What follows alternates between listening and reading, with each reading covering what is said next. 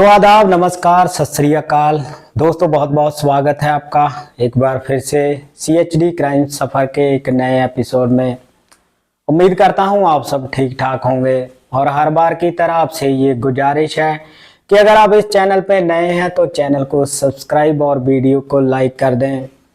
आज की जो सच्ची घटना मैं आपको सुनाने जा रहा हूँ वो दिल्ली से है। दिल्ली में ही एक इलाका पड़ता है बाबर उत्तरी और यहीं पर एक थाना पड़ता है बुरारी थाना। दरअसल 13 अगस्त 2023 को एक महिला अपनी 17 साल की जवान बेटी को अपने साथ अस्पताल में लेकर पहुंचती है। इस लड़की की मानसिक हालत बहुत ही ज़्यादा ख़राब है।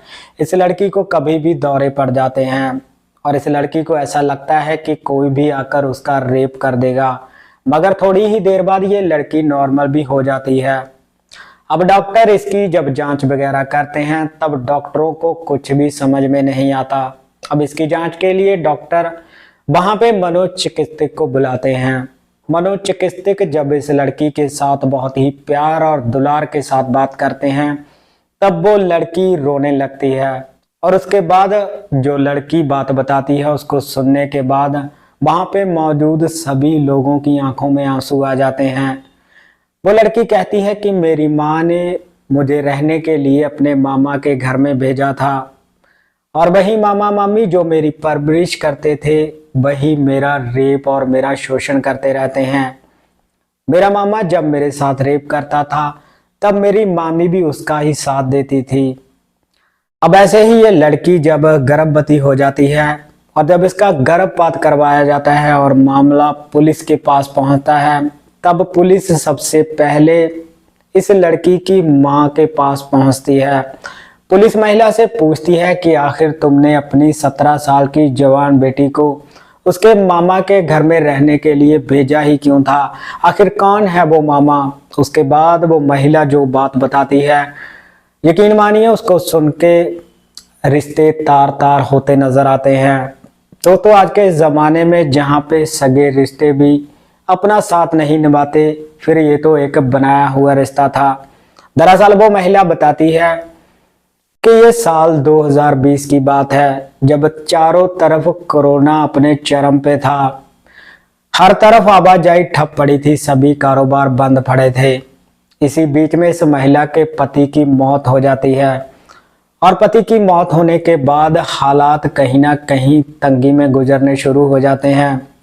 उन दिनों में ही ये महिला चर्च में भी जाया करती थी। अब चर्च में ही इस महिला को एक व्यक्ति मिलता है जिसका नाम है प्रमोद खाखा। दरअसल ये महिला इस प्रमोद खाखा को पहले से ही जानती थी क्योंकि वो इसके पति का दोस्त था। अब प्रमोद खाखा इस महिला से कहता है कि तुम्हारे पति की मौत हो चुकी है, तुम्हारे हालात भी ठीक नहीं चल रहे हैं, क्यों ना तुम अपनी बेटी को हमारे घर में रहने के लिए भेज दो। वहां पे मैं, मेरी पत्नी सीमा और मेरा बेटा तीनों रहते हैं। हमारे साथ काम में थोड़ा बहुत हाथ बटाएगी और वहां पे इसकी शिक्षा भी अच्छी हो जाएगी। वो लड़की कहती है कि पहले तो सब कुछ ठीक ठाक चलता है, मगर जब कभी प्रमोद खाखा की पत्नी सीमा जिसकी उम्र 50 साल की थी, जब वो घर में मौजूद नहीं होती थी तब इसका मामा इस लड़की पर अपनी गंदी नजर रखता था। वो लड़की बताती है कि साल 2020 में पहली बार प्रमोद खाखा इस लड़की के साथ जबरदस्ती संबंध बनाता है और उसका शारीरिक शोषण करता है। और जब भी इस प्रमोद खाखा का मन करता था तब ये उस लड़की के साथ संबंध बनाया करता था। अब वो लड़की ये बात कहती भी तो किससे कहती, क्योंकि उसकी बात सुनने वाला वहां पे कोई भी नहीं था। अब ऐसे ही चलते चलते एक दिन ये लड़की प्रेग्नेंट हो जाती है और जब ये बात प्रमोद खाखा को पता चलती है तब वो ये बात अपनी पत्नी सीमा से कहता है। अब सीमा अपने बेटे से कहती है कि ये मेडिसिन तुम मेडिकल वाले से ले आना। अब इसका बेटा मेडिसिन ले आता है। दरअसल वो मेडिसिन गर्भपात करवाने की थी।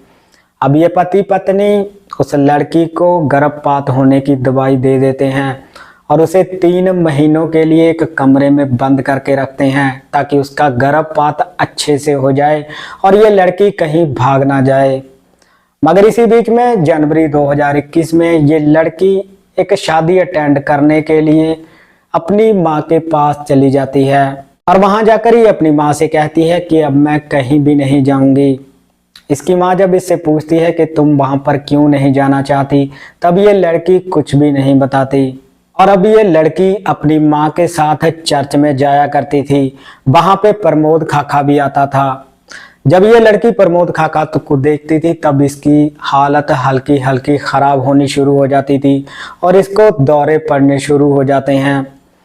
अब जब मनोचिकित्सक इस लड़की के साथ बात करते हैं तब इस मामले का खुलासा हो जाता है। उसके बाद पुलिस प्रमोद खाखा और उसकी पत्नी को गिरफ्तार करके उनके ऊपर मुकदमा चलाकर उन्हें जेल में भेज देती है। और जब केजरीवाल की नज़र में ये मामला आता है तब केजरीवाल फौरन प्रमोद खाखा को उसके पद से सस्पेंड कर देते हैं। प्रमोद खाखा के वकील का ये कहना था कि उसकी नसबंदी 10 साल पहले ही हो चुकी है, मगर लड़की का ये कहना था कि उसी ने मेरा शारीरिक शोषण किया है और उसी ने मुझे प्रेग्नेंट भी किया था। अब मनोचिकित्सक इस लड़की के साथ बात करके इसके दिमाग से वो सारी चीज़ें निकालने की कोशिश करने में लगे हुए हैं। और जब ये बात अखबारों और सोशल मीडिया द्वारा लोगों तक पहुंचती है तो लोग इस मामले को सुनकर हैरान रह जाते हैं। लोगों का तब ये कहना था कि आजकल सगे रिश्ते भी लोग तार तार कर देते हैं, फिर ये तो बनाया हुआ रिश्ता था। उस महिला को अपनी लड़की को उसके घर में रहने के लिए भेजना ही नहीं चाहिए था। तो ये थी आज की घटना और इस घटना के बारे में आप अपनी राय कमेंट सेक्शन में ज़रूर रखिएगा। इस घटनाक्रम को सुनाने का मकसद आपको परेशान करना नहीं था, बल्कि आपको जागरूक करना है ताकि आप जहां भी रहें सतर्क रहें। सो मिलते हैं किसी और क्राइम की कहानी में, किसी और सच्ची घटना में। तब तक आप अपना ख्याल रखिएगा, सतर्क रहिएगा। जय हिंद।